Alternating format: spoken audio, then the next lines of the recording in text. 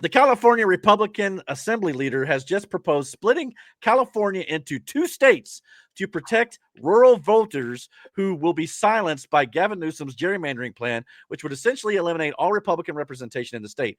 This way, coastal elite liberals get their own state, shown here in blue, and the people who live more inland, shown here in yellow, mostly made up of Republicans, would also get their own state. Now, I highly doubt this will happen, but discussions of seceding from the state of California has been talked about by the Republicans here. Would you be for this? I mean, this is crazy. But Republicans in California No, have had it. I would not be, because this might as well be fucking New Mexico. Like New Mexico. He's going to fill it with illegals, and maybe that's what he'll call the blue portion.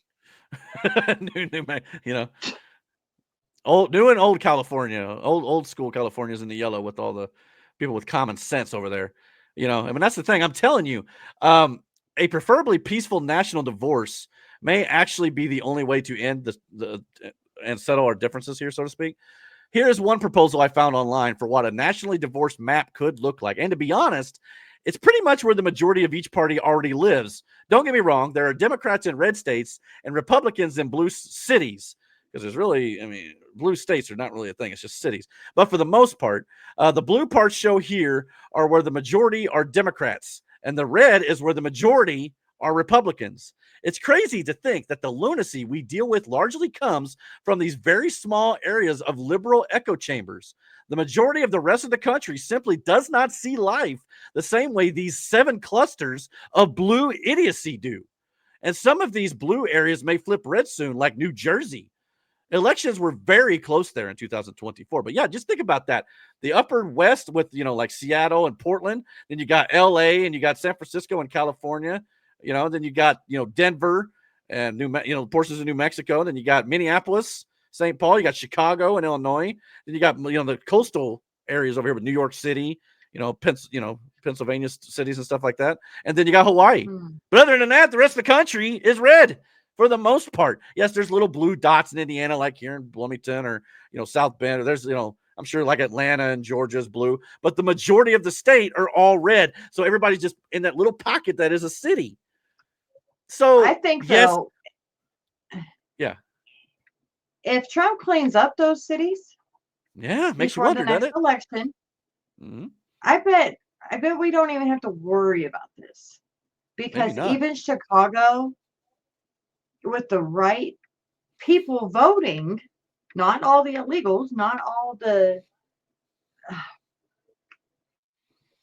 If you take a welfare recipient and make them work and earn their money and get them on their feet, not keep them bogged down, not keep them on Section 8, but have them work for themselves. Just like Trump's proposing and saying, this whole country is going to be different in 2 years. Yeah. Well, this map, I think, also perfectly illustrates why there's so much gerrymandering going on in like Illinois, California, your Colorados, because they know if they don't, they wouldn't have much of a say. The Democrat Party is dwindling, ladies and gentlemen. Now, again, I'm not saying that, obviously land doesn't vote. I understand that for all you liberals who may be watching this, right? But because there's more people in these blue areas than there are in the red area. All I'm saying is the majority of people who live in these areas, this is what it is. California, only in this little section of California is it mostly blue people. The rest of the state is mostly red people, mostly Republicans, and all these other locations. It's not based on, I understand what you tried to argue, but you know what I'm saying here. So like in Illinois, it's most of their blue say is here, which is why it's gerrymandered all the way down the middle of the state coming out of that area. It's just like, this is the problem for Democrats. I mean, look at this. Well, I don't have it pulled up. Doggone it. It's another story. But there's a story coming up here in a little bit where literally Democrats are hemorrhaging voters and Republicans are gaining them. Democrats are dying and they know it. They really, really do. Thank you for checking out this clip from the Dragon's Den podcast. If you like what you saw here, please consider checking out our full podcast every single Friday night here on the channel, live at 9:30 p.m. Eastern Standard Time. Don't forget to comment, like, and subscribe on YouTube, and follow us on Rumble. And until our next video, guys, take care, and God bless.